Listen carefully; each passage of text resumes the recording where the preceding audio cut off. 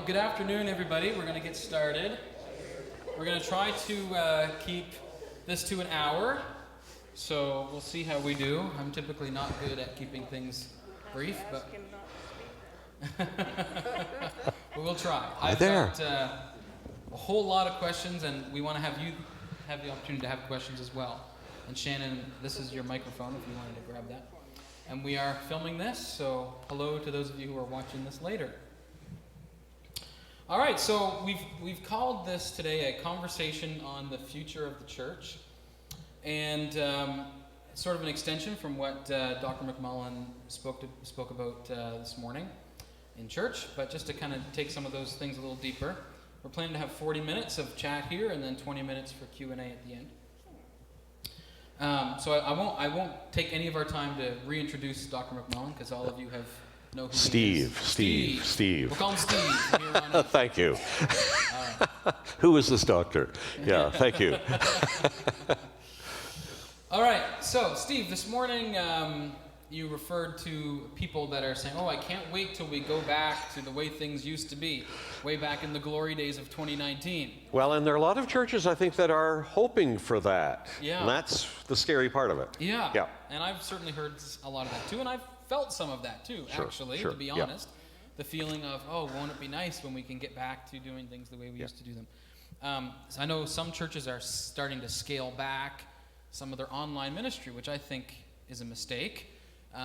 Thinking, we want to encourage people to come in person, so we're going to take away the things that they've been enjoying for the last little while. What would you say are some of the key lessons that we should be learning as the church from COVID? Well, I think there are several, and so I think that's an important question that hopefully we are learning, and that's my fear when I hear churches that aren't realizing these things.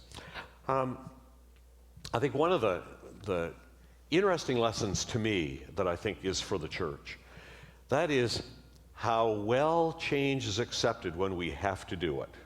So in other words, I think that in many ways, a lot of churches have been slow to make changes, have drugged their feet when it comes to technology, that sort of thing.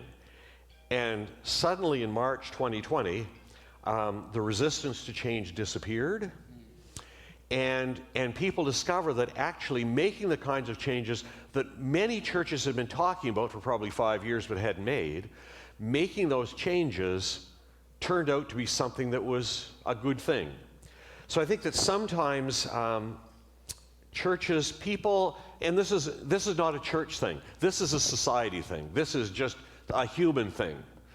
Change, we are afraid when we don't see what the outcome is going to be.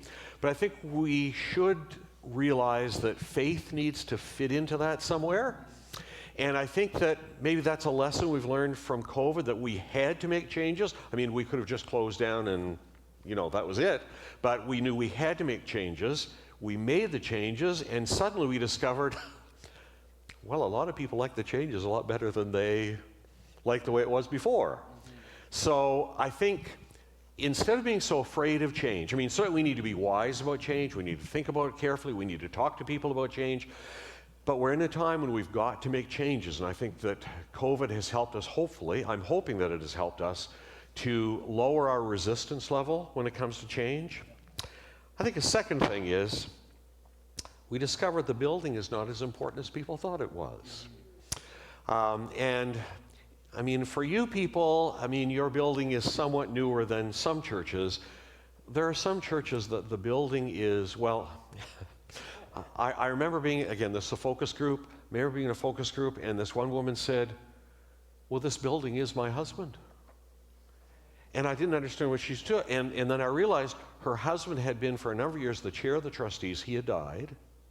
But he had been the one in charge of keeping everything. And she said, you can't do anything in this church. This church is my husband. Well, maybe that's a little more extreme than some people will feel, but I think for a lot of people, this church is my baptism. This church is my children's wedding. This church is my whatever.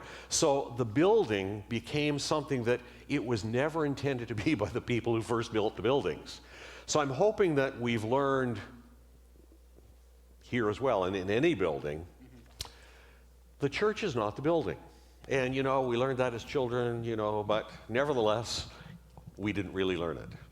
I'm hoping that through COVID, we've realized that actually, without a building, we can do ministry. We can worship. We can do a lot of things. We can be a community even without a building. A third thing is, I think we learned that Sunday morning is not the best time slot for some people for worship. And so, again, I don't know about you, but I know with our congregation, like the first month, we were getting this, I mean, Sunday morning live, everybody was watching. But as the months went by, the number watching on Sunday morning went down, and the number watching through the rest of the week kept going up.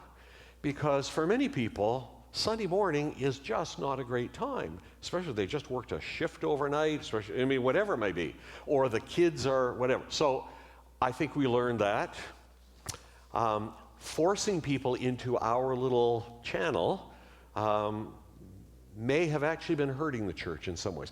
I'm not taking away from Sunday morning as a good time for worship, but I think we need to realize we've probably been excluding a lot of people that over the last 2 years have suddenly been able to worship with us in ways that they weren't able to when we didn't have that option. So I think that's another thing that would be good to learn. I think if we learned that spending money on media is not just for the young. So I've heard a lot of, you know, and again, I think back to my survey work in the past. I remember one person saying to me, this media stuff is nothing but a black hole. You know, all they want is more money to buy this and buy that. And suddenly, people realized, this is for me. Like, this is for every generation. This isn't just for one age group. And it's not just for me, it's actually for my friends in my age group, whom I can now invite to worship with us that I couldn't before. So hopefully that's something we've learned. Can I share something, Yes, you Steve?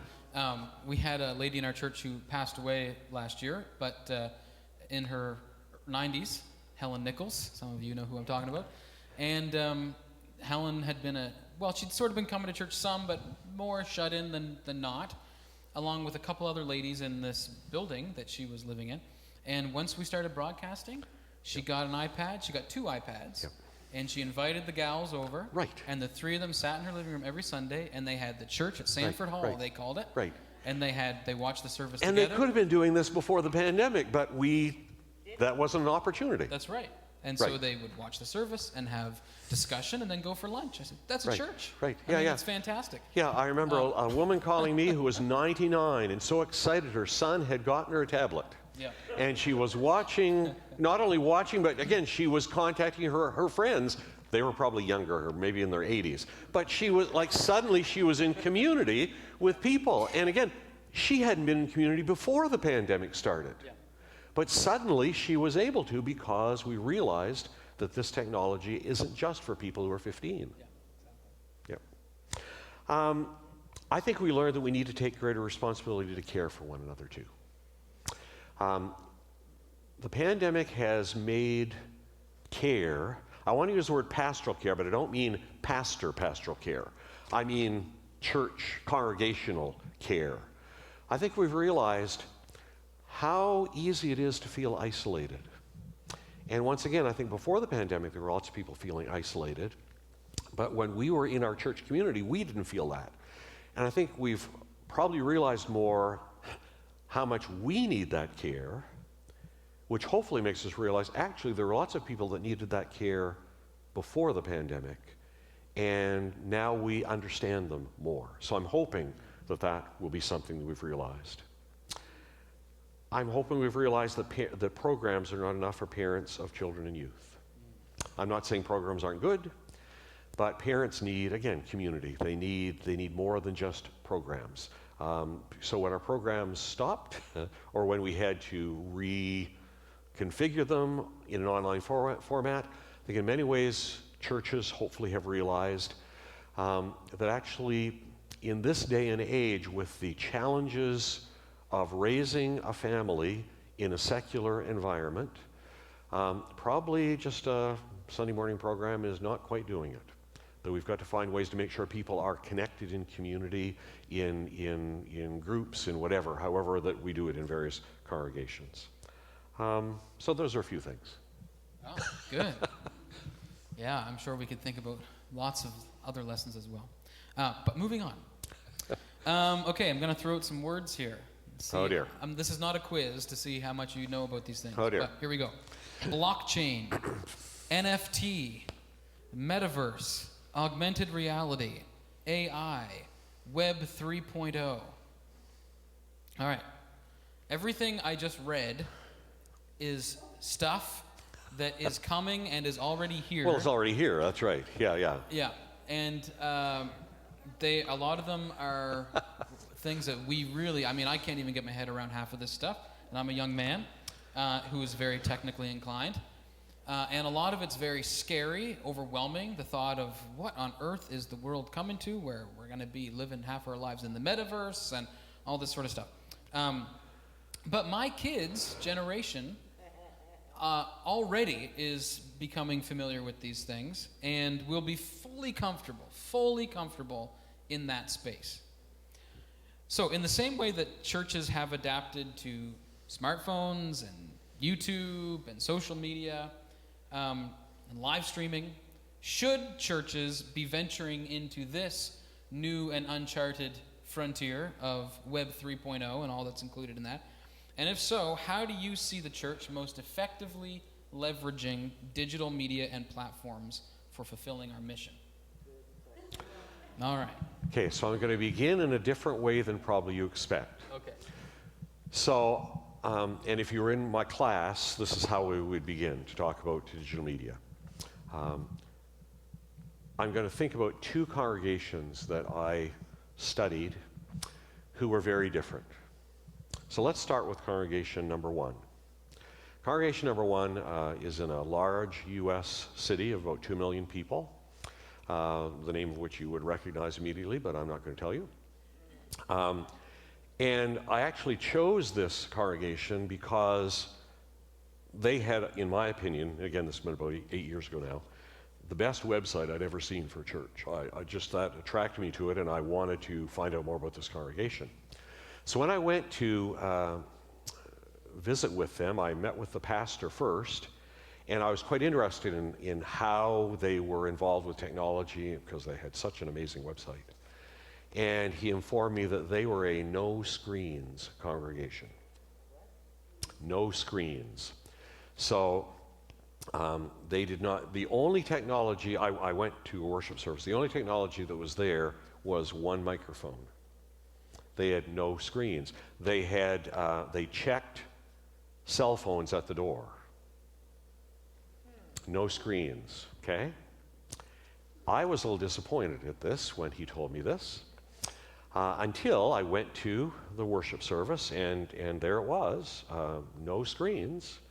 And so after meeting with the pastor, I thought, well, I'm going to be one of the youngest people there.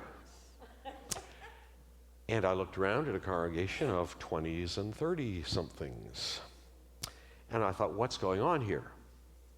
So then I had a focus group afterwards, which was all, well, I'd say 18 to 35-ish, probably people. And I discovered what was happening. So this congregation had essentially died. Here they were, in the middle of a major metropolitan city in the United States, the congregation had actually managed to die. With 2 million people around you, and the congregation dies. And essentially the denomination had said, we can't not have a congregation like in the middle of this city. So they brought in this new pastor and basically said to him, replant this church. There are 12 members left, I think it was, and replant this church. So he looked at where the church was, and he said, in that direction is a major multi-thousand student research university, and in that direction is the world headquarters for a major U.S. airline. What do those people have in common, and what would attract those people to our church that would be different from what any other church is offering? And he said to himself, those people sit in front of a computer screen from Monday morning till Friday night. So let's try a no-screen church. And suddenly all these unchurched people in their 20s said, that's the church for me. And I asked, well, what about, how, like I'm thinking, I can't live without my cell phone. How about this check your cell phone? Oh, they said, this is the 1 hour of the week when our boss really can't get a hold of us. So the point I'm making is so they made clear to me, they're hardly anti-technology. These were people who lived technology. That was their lives. But the point is, they were thinking missionally. So for this group of people that we need to reach with the gospel of Jesus Christ, what would make us different? What would make us stand out? What would make them think that this is a church that would meet their spiritual needs? And they decided no screens. Okay? Now I went to another congregation. I mean, lights, camera, action. I mean, it was smoke machines. It was, you name it, they had it. And so I discovered a couple of things. When I met with, when I met with their tech team, I was upbraided for calling them the tech team. They said, we are not a tech team. We are worship leaders. Okay, we are artists. This is not about the technology. This is about the mission. And if we didn't think the technology would carry out the mission, we'd throw out the technology. And as I met with, again, I had 2 young adult focus groups. Again, they talked about how much they appreciated the technology, but it was interesting to me because as they told me about how much difference the technology made to them, it wasn't about the difference it made to them. It was in how much easier it made for them to invite their friends. So what really struck me about that congregation that was using more technology than I've ever seen in my life in any church was that they were thinking through, how does this affect the mission? And as people would say to me, if the technology isn't helping the mission, we'll throw out the technology. The mission is driving the technology, not the other way around. So I guess my overall answer with both those congregations is, when it comes to all those things you said, we need to be wise and we need to think. And instead of saying, this is of the devil, I remember this was the 1980s, my first church. And I remember this one family, they had a son who lived in the Northwest Territories. And they were using a Commodore 64. Nobody knows what that is, I know. But I had one of those. Yeah, but they were and they had a modem. You hook the phone receiver into it, and it was suddenly they had free talking to their son. But the grandmother, she was saying to me, "It's of the devil. It's of the devil." And I just think many people today have just this very, if only, and probably there's sometimes I feel it that way too, But the truth is, we can't think that way. What we do need to do is be thoughtful, because there are ways. I do think that media has a secularizing influence on society, so we need to be aware of that and think through how we use media. In our society, media has, in many ways,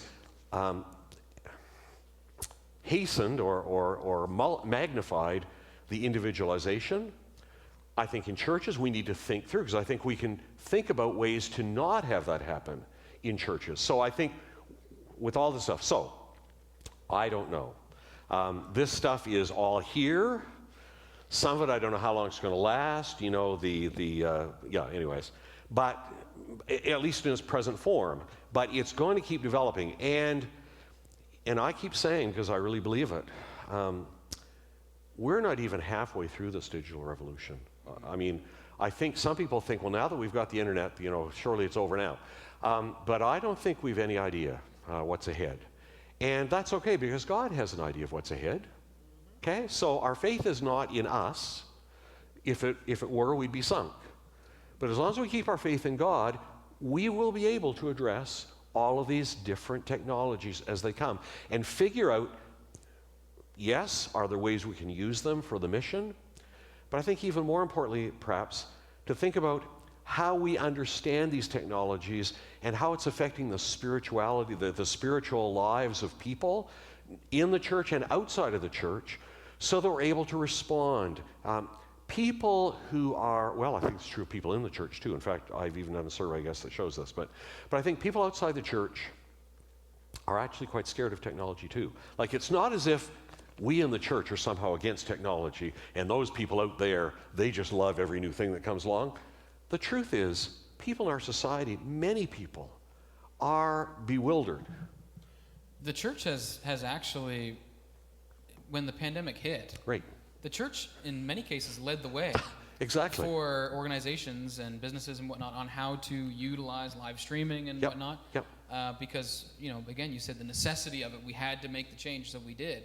And and a lot, some people, a lot of people looking to the church to show us how to use this stuff. Right, and it's so.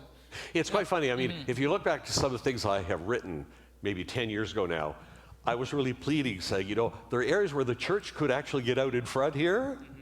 And suddenly the pandemic, again, we sort of were forced into it. Yeah.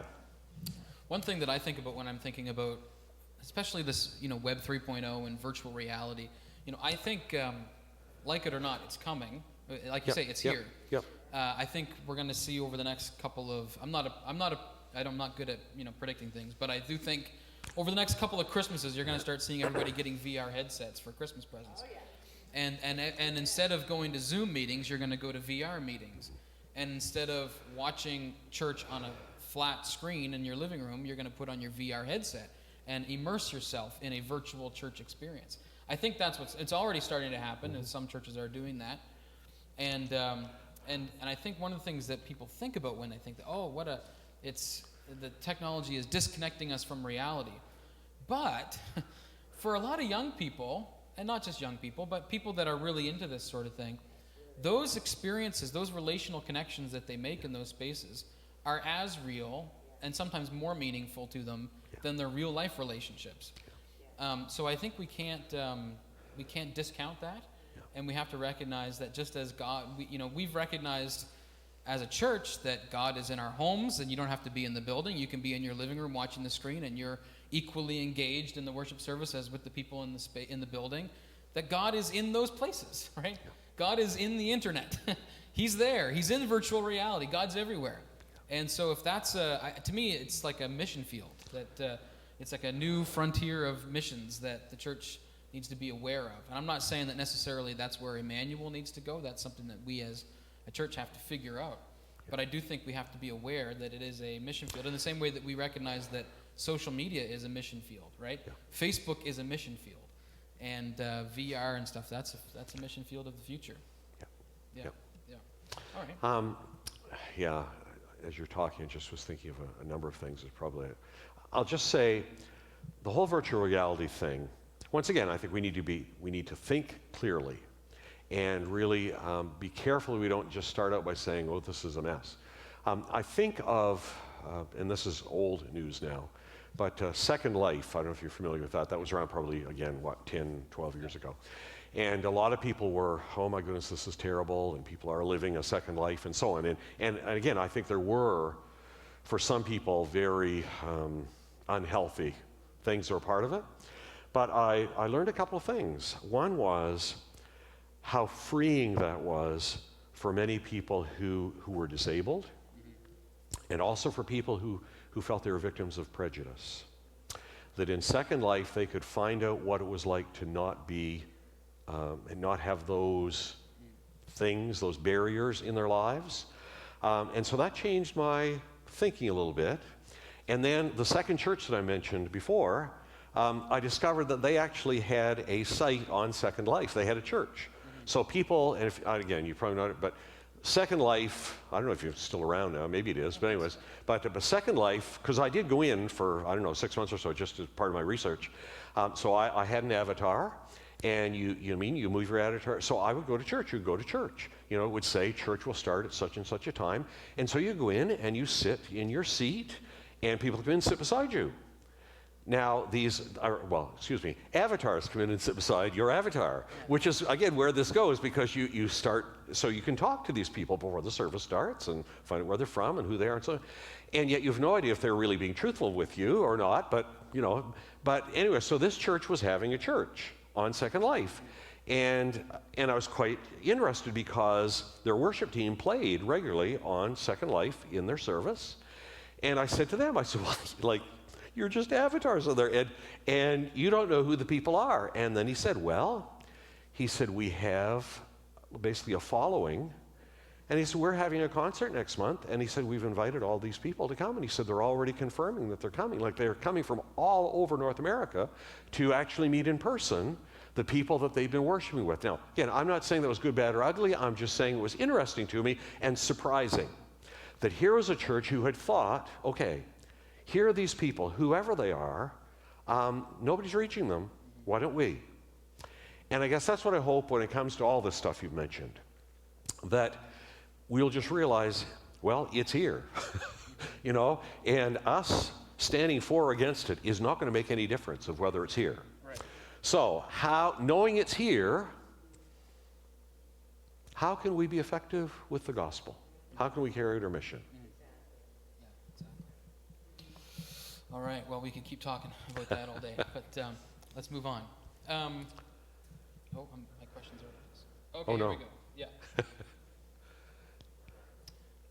So you've done a lot of research on declining churches, and we have seen the decline of the church in Canada for decades now, to the point that Canada really has become a post-Christian society. Many people my age and younger have had zero connection to the church at all growing up. Never been into a church building, no idea about what Christians believe except for the negative things that they read online and whatnot. Carrie Newhoff said that about as much as you, as a Christian, think about going to check out your local synagogue some Saturday is about how much most people in society think about stopping in to see our church on a Sunday morning, right? Which is basically almost never. So, considering the reality of where we're at in the world today, what are some big picture ideas you think that we need to be considering regarding our witness as the church in Canada these days? Yeah, let me just begin by sort of going back to what you just said. So until I became academic dean 6 years ago, I was still teaching a course each year at UNB. And so I would have a group, it was sociology of religion. So I'd have a group of students who, who'd never been to church. Basically, again, it's interesting, isn't it, that they choose to take sociology of religion. But anyways, I have this group of students, very rare that I have anybody who'd ever gone to church. And so one of my, I had a number of optional assignments. I had to pick so many. And one of the assignments was simply go to church on Sunday and sort of do a little report on, or sort of be the amateur sociologist. What did you see? What did you observe? And so on. And it was probably the most common assignment because I think, in a sense, there are a lot of people in that age group who actually would like to know what goes on in church, but they really don't want to seem like they're interested in what's going on in church, so they're not going to come. But here it was an assignment, I have to go. Okay, they could tell their friends, really, I didn't want to go on Sunday, but this professor has said, here's an assignment. So a couple things, several things I learned, but a couple I mentioned.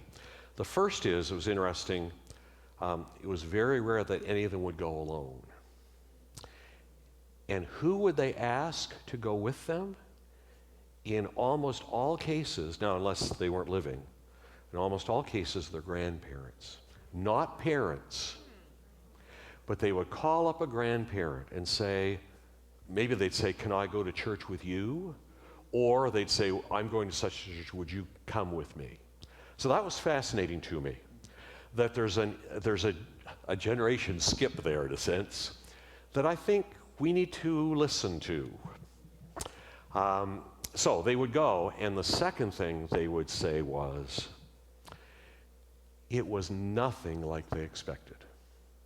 So that whole age group is expecting boring, irrelevant, old-fashioned, out-of-date, judgmental.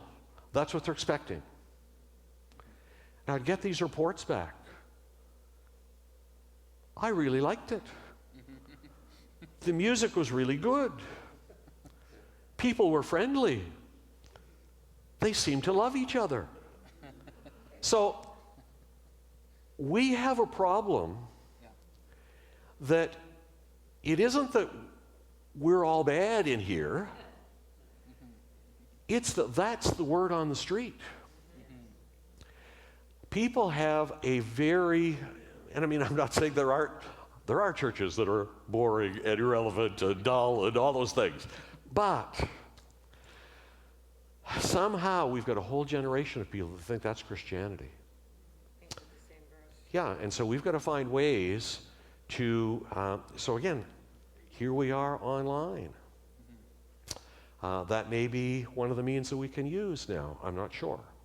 So I think for a number of reasons, obviously online is here to stay. I certainly, it upsets me and even confuses me when I hear congregations saying that they're stopping their online. It just confuses me. I can't imagine what the thinking is there. I mean, I prefer to worship in person, don't get me wrong, I do.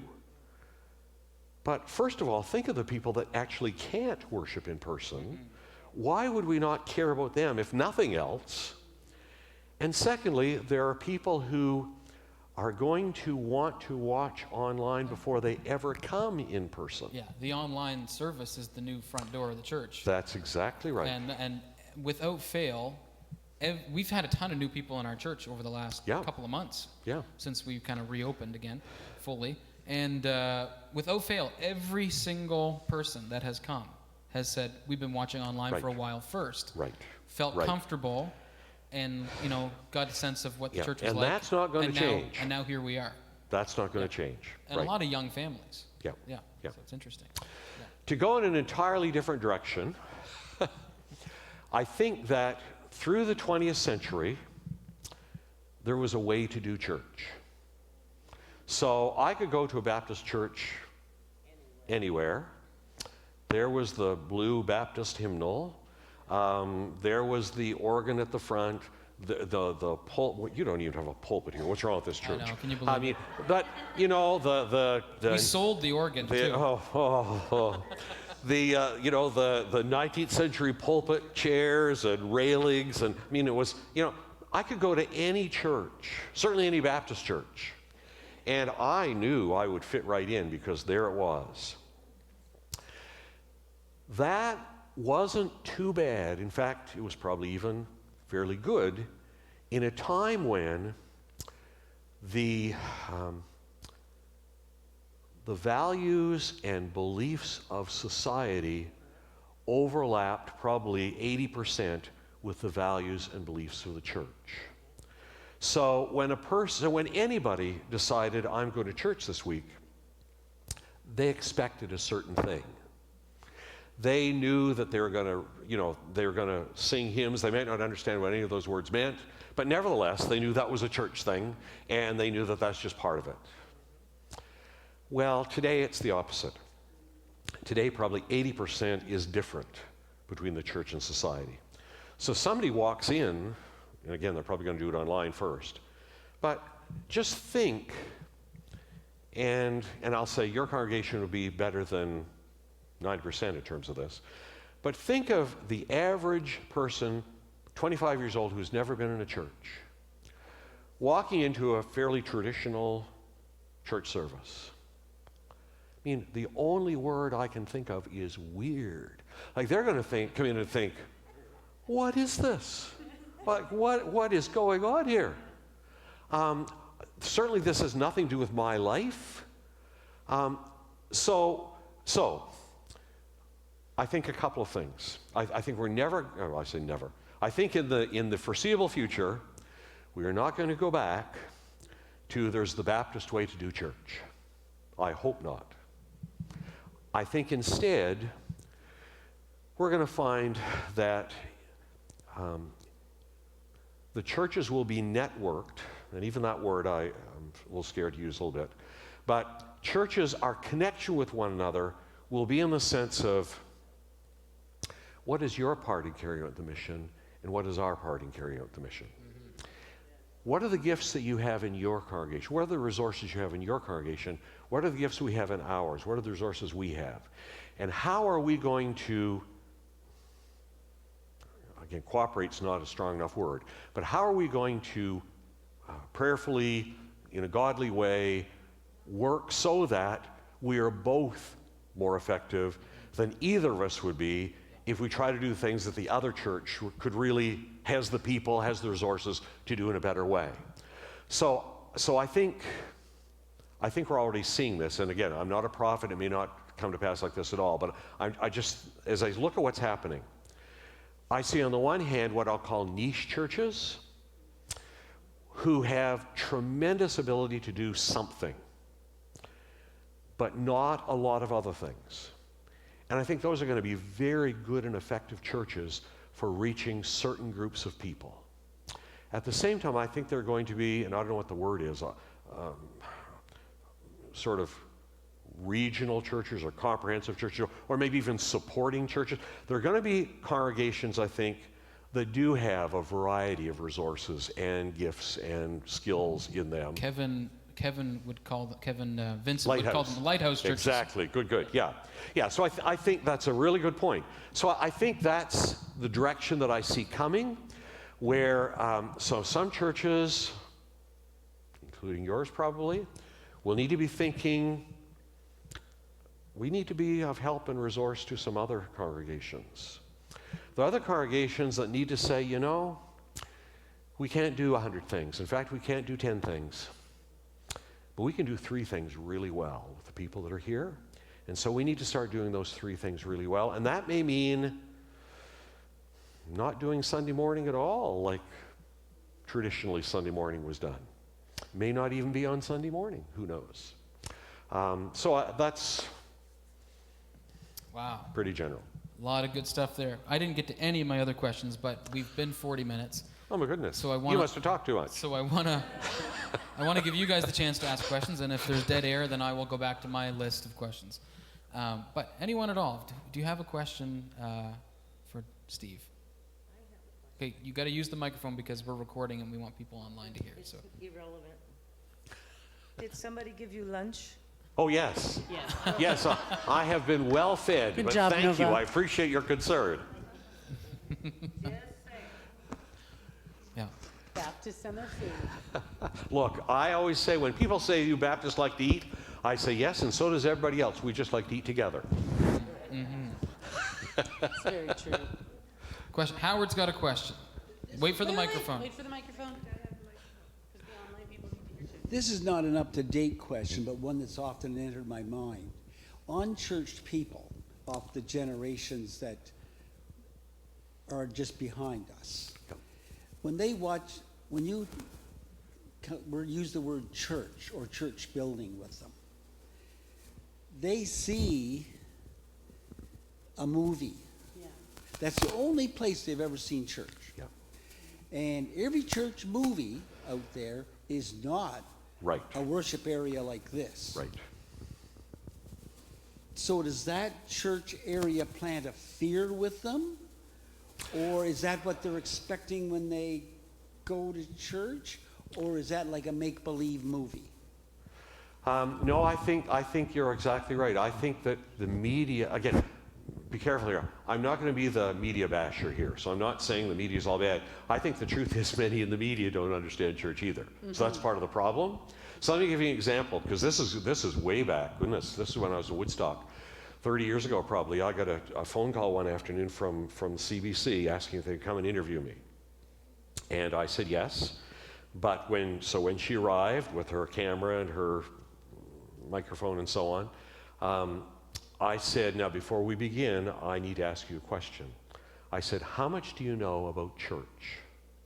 And she said, well, that's irrelevant. And I said, well, no, it's not irrelevant. I said, how much, do you go to church? Or, no, she didn't go to church. I said, do you have any church background? Well, she said, again, it's like she said her grandparents would have gone to church.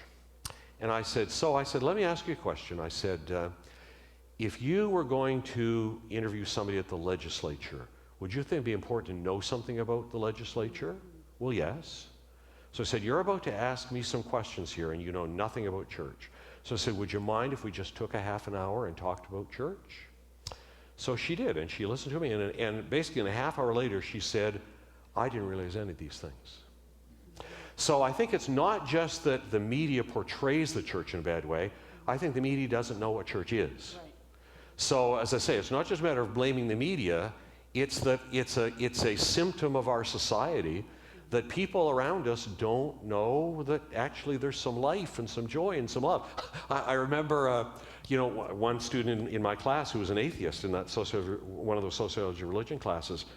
He chose to go to, I'll just say, a fairly rambunctious Pentecostal church on Sunday. And he knew nothing about it. He didn't know what that meant. He went to a church he knew where it was. And when I found out that's where he went, I just was really curious as to how he made out. And what he said was, he said he wasn't comfortable with a number of things, but he said the people made him feel comfortable because he said he really felt they cared about him. And I thought that was that's tremendous. So I think even if church is what people expect it to be, if we show that we actually love people and there's some spiritual life here, that even is okay with them. So I haven't answered your question really well, except to say I do think that media does play a role in this. And it's not just in terms of how church is portrayed in movies or in television, but I think, and I'm not disagreeing with this, but there hasn't been a lot of good publicity about church in the last 10 years. So that's a lot of negative in our society about church as well, and clergy, that we have to acknowledge and deal with. Yeah. Can I just jump in and piggyback on that? That I have friends who had never heard, all they ever knew of church was whatever preaching show was on Netflix. Yeah.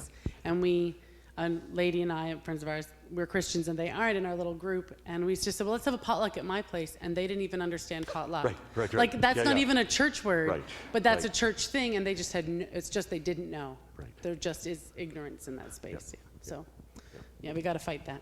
I think too, one of the things in our culture, and we had a little conference that we were attending virtually this week, and one of the speakers said, in the States especially, there's a lot of people that are angry at the church, and people have really strong opinions. But he said in Canada, he was Canadian. He said in Canada, people are just kind of meh. They don't even think about the church or care about the church. It's very Yeah, although it's interesting because even in the U.S., I don't know if you saw the article this week in Christianity Today, but an author there said he's calling this new group in the U.S. the ums. Because basically they're just saying, it's not the polarization, it's just, who would bother? Yeah. And that's what the speaker was saying. He said, this is where America's headed. Right? Yeah. Canada is a few years ahead of you in terms I think of America's pretty well there now. Ambivalence towards the church. Yeah.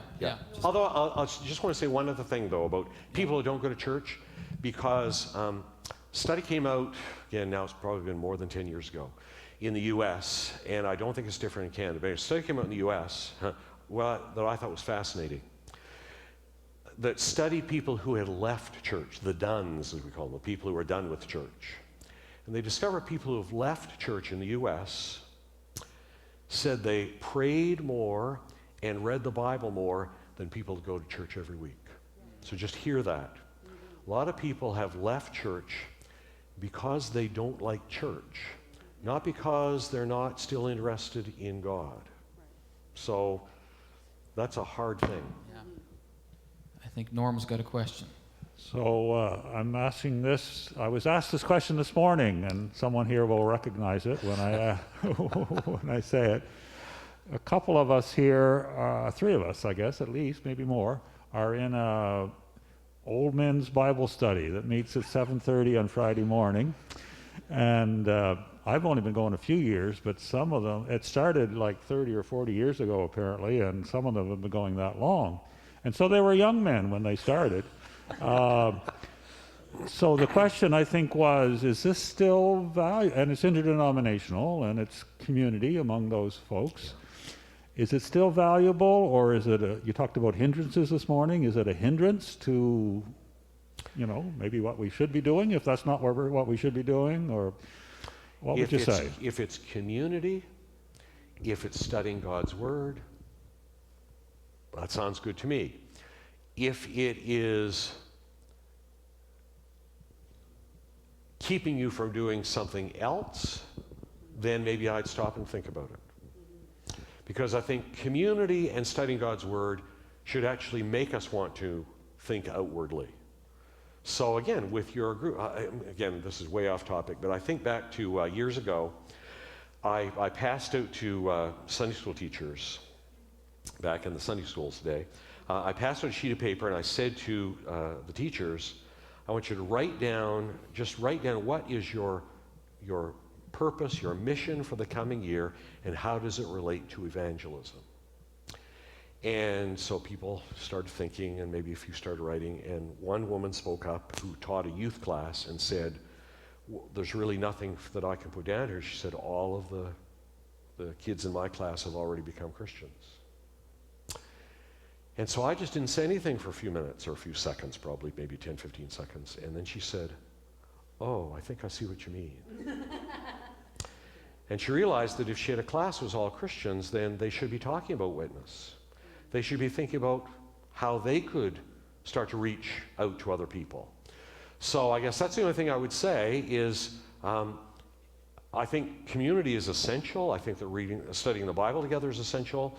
But make sure that the mission is part of that too. Yeah. Yeah, I remember growing up in a church that had stuff happening almost every day of the week, programs, and there were some people that were there. Yes. Every day, if the doors are church, and with pride, if the church doors are open, I'm going to be there because I'm going to make sure the lights are turned on and the doors are locked, and that they're the people that are always there. And it made me wonder, in reflection later, when did they ever get to know their neighbors? Right. How did they ever get involved in their community? How And did what they ever did their reach? neighbors think of the fact that they're at the church all the time? Yeah. Is that attractive to them? Is that Right. Yeah. Because I think some of our neighbors think, my goodness, those poor people. Yeah. What that church makes them do. Yeah. Right. Yeah. So if you've got a core group of people that, like you say, that you find community and Christian fellowship and strength and fuel for the mission in that group, great. I mean, that's your gather so you can scatter. But if you're doing all the gathering in various little Christian huddles and never scattering, then you're missing something. Yeah. Which is what many whole congregations are doing. Yeah. That's the problem. Yeah. I'm one of those old men, but anyway, this is another topic. So you had talked about churches cooperating on their strengths. So is that interdenominational? Do you see down the road less emphasis on denominations and more on our faith in Christ? Yeah, so that's a really interesting, I think, somewhat complex question. So let me begin by referring to the last thing you said. We should always focus on our faith in Christ first, okay? That should always come first. I think that denominationalism is on the wane. I think that's just, yeah. However, it's interesting, though, so here's the sociologist coming out of me, though. It's interesting that among younger adults, when they're asked if they'd be willing to, and again, I'm not going to come out with how the question is asked, so that always scares me that I'm misquoting something. But basically, the question is, would you go to a denominational church or a non-denominational church? Unchurched people almost always say the denominational church because they're afraid of churches that have no accountability. So I think we've got to figure out a way where we are not, I'm a Baptist, what are you, a Wesleyan? We've got to get over that. So that denominationalism was never a good thing. It just never was. Good grief, I think back, you can too, so I'm not going to go there. But I do think that we need to recognize that in any human institution, there can be problems with sin. And there needs to be some method of accountability. Some of the very worst of scandals have happened in churches with no accountability. So believe me, I'm not going to, put on a sash that says I'm a Baptist at any point. But I'm glad that I'm part of a structure where I know there's some accountability. So if that's an answer to your question. So the denominationalism I'm done with. But I do like the idea of churches having some, not only accountability, but some help to one another as well. Yeah, I mean, we need to work together. And that can happen across denominational lines for sure. I think the way that you said it earlier about thinking about the mission to our community and who has different strengths and how can we complement one another and cooperate together and partner together with one another is really, really good and really important. And we're starting to see that in Truro. I think Truro, when I came into Truro, I heard that the reputation is that the churches are very divided and separate from one another and don't like one another. And maybe that's true or not, but that's what I heard. But I am finding that that's not been the case, at least recently. That Well, there is I am building really good relationships with some of the other ministers who are not Baptists, and we are working together, and we're finding ways, and we have a help ministry, which is a really great thing that we do, basically a community benevolent fund, and we've begun conversations, and I think both of the ladies, that run that ministry are here. We've begun conversations with other churches to say, we've got this resource, and if you've got people that need this, come to us. We would love to help you. And what resources do you have that when we get people that have those needs, that we can send them to you? And I think the more that happens, instead of us each making our own, reinventing the wheel in every case, I think it's going to save us a lot of time and a lot of energy, and it's going to be a beautiful witness of unity to the community. So thinking missionally, I think, is really important. I have one example of, I know you didn't want to go into specifics of bad examples of disunity, but I can't get this one out of my head. When I was in New Brunswick, there's a nearby town named New Denmark, New Brunswick, and New Denmark has two churches. It has a Lutheran church, because they're Danish, and it has an Anglican church, and it's this big, huge farming community, and these two churches are directly across the street from one another on the top of a hill. And when they would do funerals, now we're talking 20, 30 years ago, when they would do funerals, some of the people that would want to come to the funeral would be Anglican, and some of the people would be Danish, or be Lutheran. And so they would have the funeral in one building, and then they would take the casket out to the middle of the road, and then the other church would come over and take the casket and take it into their building and have the second funeral, because you wouldn't dare go into the other church building, and you wouldn't even get onto their side of the street. So that's how divided it was. But in the time that I was there in New Brunswick, they ended up sharing a minister, because the realization was, we can't sustain this, and so reality came to pass that they had to start to work together. So that's C.S. Lewis in Mere Christianity, written, 1946-ish, I think. He says, and I think this is absolutely true, he says denominationalism thrives, he didn't say it in these words, but basically denominationalism thrives most in people who are on the periphery of churches. That the people who are closest to, the strongest Baptists and the strongest Anglicans and the strongest Wesleyans and the strongest whatever actually get along really well together. It's the people who come to church twice a year who say, well, I'm a Baptist. Because they don't really understand what it's about. But the people who are the most committed Baptists are committed to Christ. The people who are most committed to Anglicans are committed to Christ. We can work together just fine. Yeah, Jesus had some things to say about that, I think. Larry. Hi, Steve. Speaking of that, different churches, I had down in Bass River, we had a gentleman there that was strong Anglican. Not an Anglican church within 20 miles of there or so, but he was strong Anglican. And he helped, before I got there, he kind of helped the Baptist church and helped with communion and all this stuff. And anyway, he said, I want you guys to change the Constitution so I become a member. Because he was just sprinkled. And I said, no. Well, anyway, think about that anyway. But my question is this. I've heard a couple convention pastors mention this and talked it over. Do you think we're going back to the New Testament time? We have home churches when one guy just goes from here to here to here to here to here to here to here. Well, especially with the buildings, like, you get a building that's falling down, and some people in the town, they can't afford to rebuild or fix it or whatever. Right, yeah. Or some other case like that. Well, this I could talk about for a long time, but I'm not going to. So I think one of the first problems I have is I really question that that's what the New Testament church was like. because I think my concern is that we are thinking that people in the first century had 3-bedroom, living room, dining room homes like we do today. And so there are instances, we know of instances where there were churches meeting in homes in the New Testament, but they seem to have been quite wealthy individuals.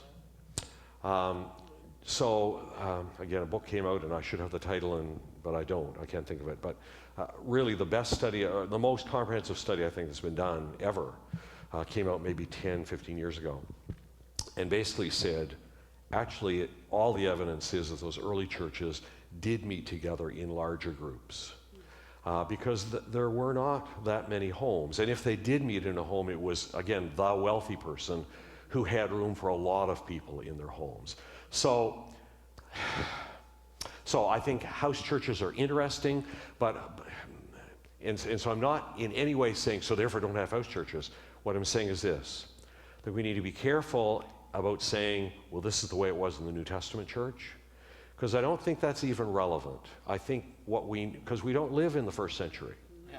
We got to figure out, how do we carry out the mission? How do we be the church in 2022? And if it means a house church, then I'm not opposed to that. If it means to be part of a mega church, I'm not opposed to that. But again, it's got to be some thought we put into it, and some wisdom and some prayer. How do we reach people, and how do we be the church that God wants us to be? Yeah. It seems to me that really, in the past, where it may have been sort of, this is how you do church. You get a building, right, and you have music, and you do a sermon, and that's the standard. I feel like it's becoming now acceptable that there's a whole bunch of models and a whole bunch of variety, and that's okay, and that's good, and that's going to become more normal. And maybe those sort of fresh expressions of the church are tethered to a larger congregation, or maybe they're not. Yeah. But I think people are going to find fellowship and teaching and God's word and prayer and community in a whole variety of ways. Yeah. But those elements that make the church is what really matters. Yeah, so it's a good example of that, if you want to call it tethering. So I will just say, I mean, house churches are getting a bad reputation because of abuse, because of spiritual abuse. So, I mean, I just was talking with a researcher in England who I interviewed for my class probably 2 months ago.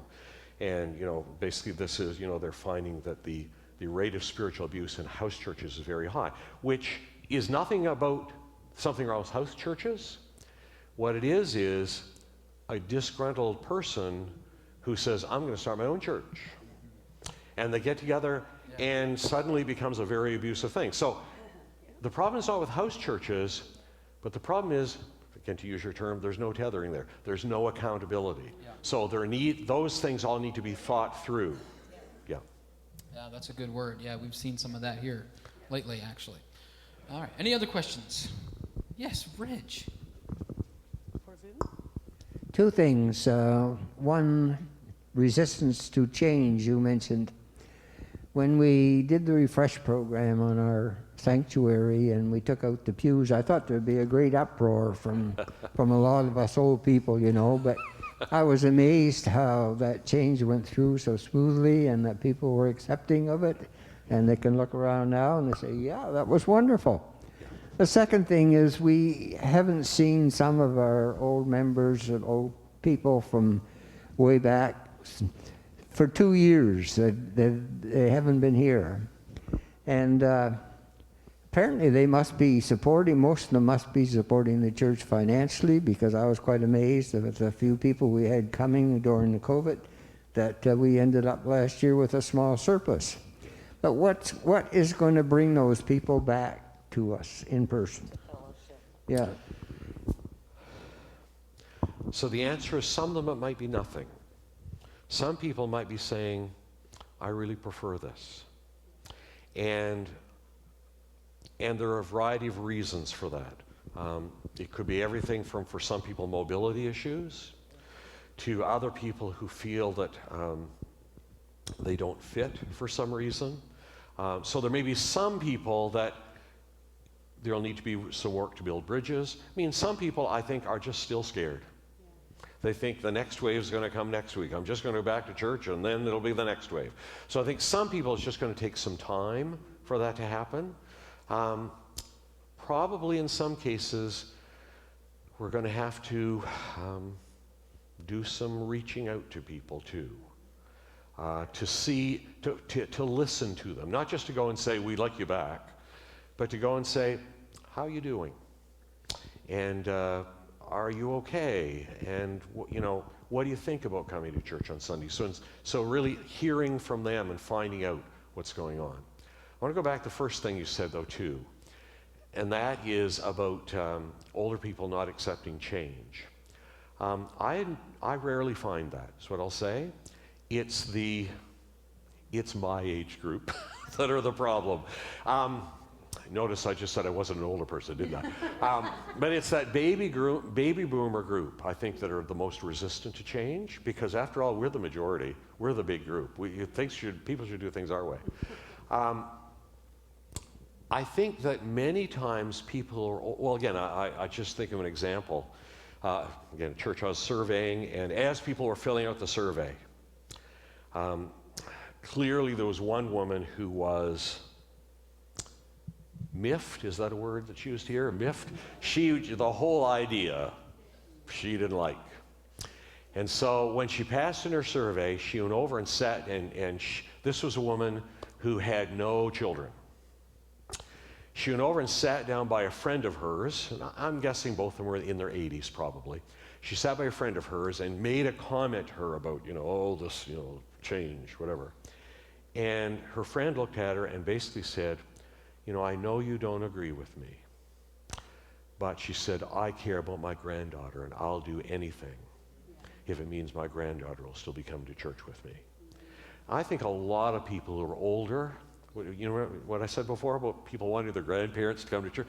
I think a lot of people who are older care very much about that generation that's growing up outside of church today, and are very willing to make changes as long as it has to do with what will reach that new generation.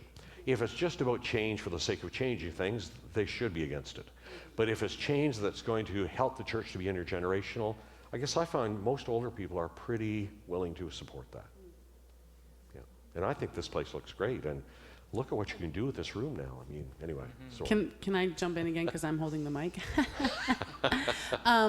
I want to jump in with Reg that this is that opportunity moment where there are people who aren't coming back and they're watching online, so definitely don't stop being online, but do we start having Bible studies via Zoom? Do we have coffee dates? Like, where's our opportunity to learn how to reach the metaverse for the people who aren't ready to come back in person? Well, that's a huge question, because, again, back to pastoral care.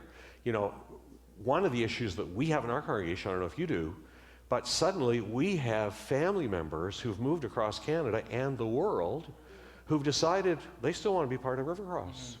That was never an option until 2 years ago. I taught a weekly Bible study this winter on the book of Joshua. I had a man from India in my class.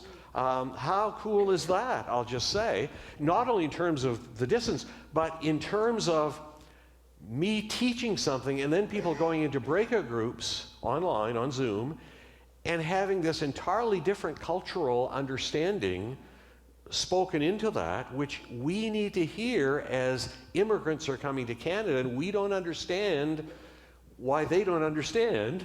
That's just powerful. But we have people whose, again, their children have gone to university, their children have moved away, their parents are watching. I'm sure that's happening here too. Yeah. Like, this is a new, and so are we going to say, well, actually, if you live in Toronto, we don't want you in our service because we're a local church? Or do we say, if this is happening, how do we care for these people? Because we have a responsibility. If they're going to be part of our congregation, that word taking on a whole new meaning. How do we do this? How do we involve them in ministry so that they're not just spectators? Yeah. They need to be involved in the mission. How do we do that? Yeah.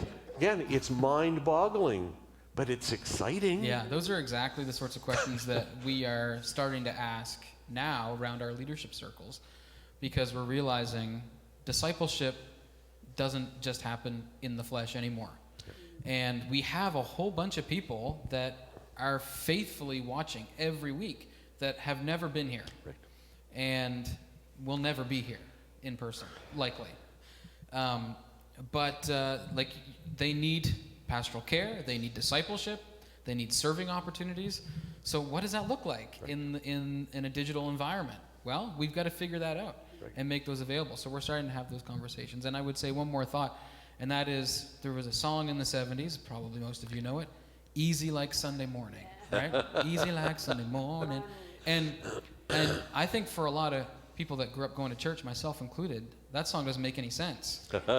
Easy like Sunday morning. Sunday morning, you got to get up and get ready, and everyone's got to look nice, and you got to hurry off to church, and you got The horns blowing in the driveway. Yeah, exactly, right? Easy like Sunday morning. But since the pandemic, people have realized, oh, boy, Sunday morning can be easy. Gee, look at what all the other people that don't go to church get to enjoy by being home and staying in their pajamas and drinking coffee and sitting on the couch and having a relaxing morning. I like that. Why on earth would I ever want to go back to that previous experience?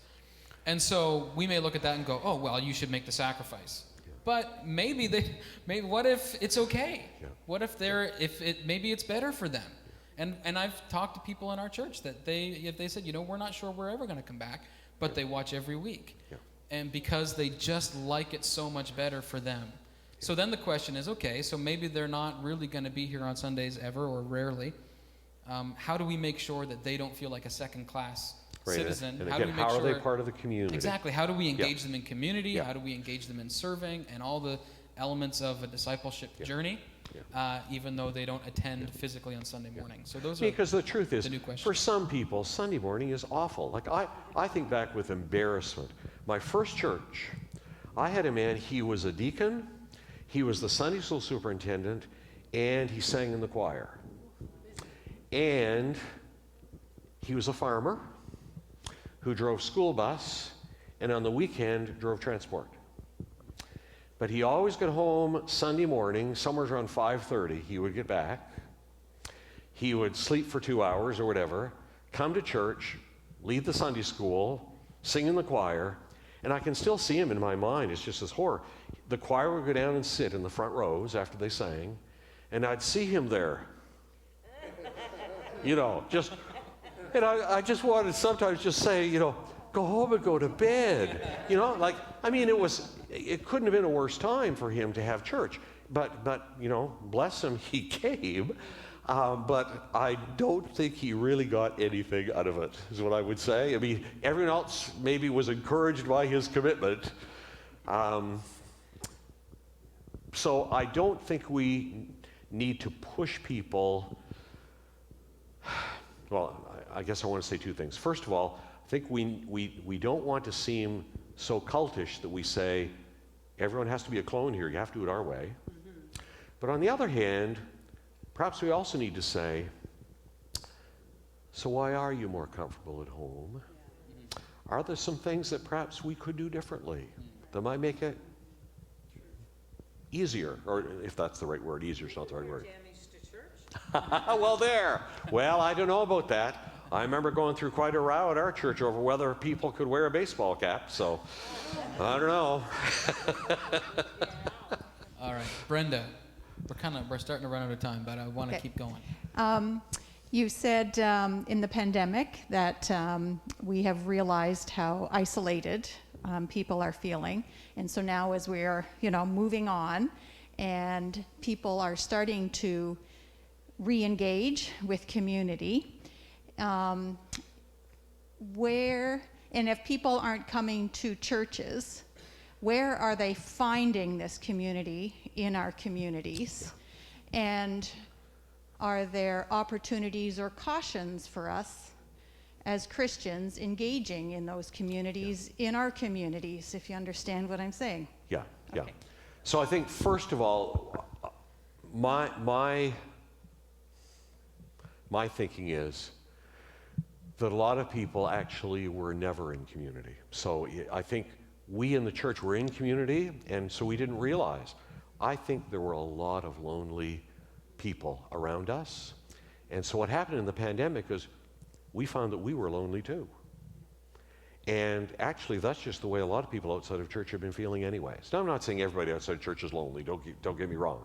But I think there were a lot of people who were not finding community anywhere. And I think for some people who were finding community, it wasn't perhaps in the best of places. So I don't think, yeah. Again, for me, I think the easiest thing, or the most doable thing, and you know your circumstances, for us, it is our home. Like, it's one of the hardest things about COVID for us. So my wife and I started, maybe it's been 10 years ago now, I don't know, but we started a ministry to international students. Actually, it started out as, although it's any immigrant that comes to St. John. And so we used our home. Like, we had meals with 50 people at our home, like many meals with 50 people at our home. And it was wonderful, because those were people that we got to know, and they got to know us, and they got to know one another, and then really they just became part of our extended church family. But I think the same on our street. You know, we had a woman on our street was expecting a baby, and really nobody on our street knew one another. I mean, we, hello, but, we didn't know one another. And one of the neighbors decided to have a baby shower for this woman. So my wife went, and really for the first time, got to know a little bit these other women. But one of the women said to my wife, and they all had small kids. We were the old folks in the neighborhood. They all had small kids, and one of them said, we don't know our neighbors, and if something happened when we're not home and our kids are home, or if they're walking home and they're frightened by something, like, we wish there was somewhere they could go. So Rosa just said, well, we'll invite you all for dinner sometime. And we did, including their kids and everything, so that the kids got to know the adults and we got to know one another and so on.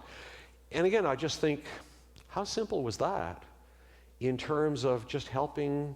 So, I mean, I'd like to say, and all those people started coming to church. They didn't. But there are people that I can talk to about Jesus now. And it's not artificial. Like, it's not, I'm not being the witness to them. It's just we talk. They know I go to church. They know that that I'm a Christian. Something's happened in their life. They might bring it up to me. So, again, I don't know where that's going, but at least it started. So for me, I guess I think our homes are really a good possible place. I'm sure there are other places, but that's a good place to start, maybe. Yeah, I agree completely. I think I mentioned to you at lunchtime that I read a book just before I moved to Truro called "The Gospel Comes with a House Key." And it's so good, and it really is about just how important the ministry of hospitality is in our homes. And it's something that we've really got to figure out. I think it's critical for mission and evangelism in this world that we're living in right now. And which I probably said this morning, I don't know if I did or not, but, it stands out today. Yeah, I did say this morning that, people aren't used to being invited to somebody's home. It's like, really? You'd let me into your home? Because they don't. Yeah. Okay, let's do one more question. Anyone else? No one else? Come on, guys. Okay, well, Cindy, yes, Cindy's got a... Okay. Thank you. I'll just share a story with you. So this has happened a few times in my experience, but in recent years, we had invited an international student to come to church with us. Anyway, you could see the physical apprehension. Yeah. And then the questions started. What do I wear? Do I have to bring money? Are people going to stare at me? Where do I sit? Is there any special ritual I need to do when I come in? And I thought, oh my goodness, like if we just put ourselves in the shoes of other people, like the courage that it takes to walk through that door.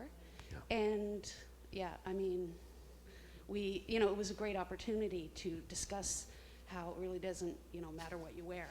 But for them, these were huge barriers. Yeah. So. Yeah. And sadly, in some churches, it does matter what you wear. Yeah. And so that's, again, part of the challenge that we face. we just updated our church website a few weeks ago with a page that now walks you through a Sunday morning from the parking lot to the end of the service and when you leave, exactly the sorts of things you'll experience and answers to those kinds of questions. Well, what should I wear? What do I do with my kids? Am I allowed to bring my coffee in? And so that to try to break down those barriers for people as they're exploring attendance. So who knows if it'll help, but maybe it will. We just, oh, sorry, Brenda. Yeah. Microphone. One comment on, or caution, I guess, on the house and the hospitality is that's fine for a middle-class person who has a nice house. Right. And we have to recognize we have a housing crisis in this community, and people are living in places that they don't want to be, but they don't have a choice. So having other spaces where they can provide hospitality in the same way, I think we have to think of that when we are always saying, hospitality in your home. That's a really good point. Just a caution. Yeah. I will say one other thing, though, and I'm not disagreeing with you at all, but there was a great book came out again, who knows how many years ago now, a long time ago, but a church where they decided to do a hospitality ministry, and he said they discovered that I'll just say it didn't work as well in the larger homes, because often the larger homes had the best furniture. People, that's right, people were intimidated. People didn't feel at home when they went there. Now, again, I'm not saying if you have a large home, you can't make it feel homey, so yeah. But what the comment he made was, people felt most welcome in a mobile home. Because they went in there weren't enough seats for everybody to sit, so people had to stand, and by standing, they were able to actually go around the room and talk to one another. It really worked really well. So sometimes we just need to be careful that we don't make people feel their home isn't good enough, if I can put it that way. But what you said is absolutely true, I know. So I appreciate that. I wanted to bring up a comment about what Cindy talked about. We just had the virtual conferencing thing with Refresh, and they talked about the fear and confusion that we have as a church walking into this time. That's a really great way to stir compassion for the people who are confused and fearful while they're being called to God and seeking that. So they're as afraid and nervous and what's going to happen with the future of church and oh no, pews versus chairs. People out there are like, oh gosh, skirts versus pants, or I don't know what to say, or it's a good space to, it was just a good, I think a lot of us at that thing were like, wow, that's right. Compassion is good. Oh, I didn't wipe it, hold on.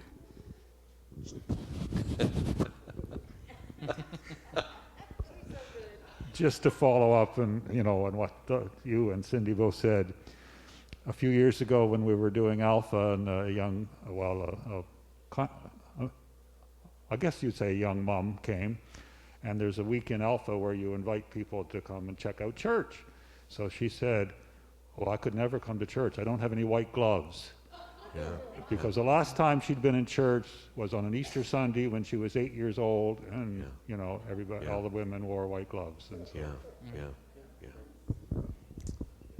I think the online church helps too with some of that disarming as well. Just as an anecdote, since we're being anecdotal. Nova's got an anecdote. I just want to say I haven't been a member of the church here for very long, about 27 or 28 years, which in this church is a newcomer, right? And I was at the home of a member of our church who had been debilitated, and he was starting to lose his oars in the water. And so I was trying to generate a conversation with him, right? And I was saying, do you find it difficult not being able to come to church? Because his family's been coming to this church for 100 years. His wife in her 90s was still trying to disperse the gospel. Anyway, this fella said no, he didn't mind not coming to church anymore because these days it's changed so much, we'll just let anybody in. And I wasn't quite sure how to take that. I thought that was a good thing. Yeah. So, we need to go to the Lord and ask him to adjust our thinking. It's not about us. I think you said a really good thing there. Go to the Lord and ask him to adjust our thinking. It really is, I think, maybe this is a good way to close, about really focusing on what really matters. It's really about the gospel. It's really about Jesus. It's about discipleship. It's about being like him. All this other stuff is secondary to that, right? And so when we go to the Lord and we say, Lord, make our desires your desire. And that's really the fundamental thing, all said and done. Do you have any closing thoughts? I'm good. Okay.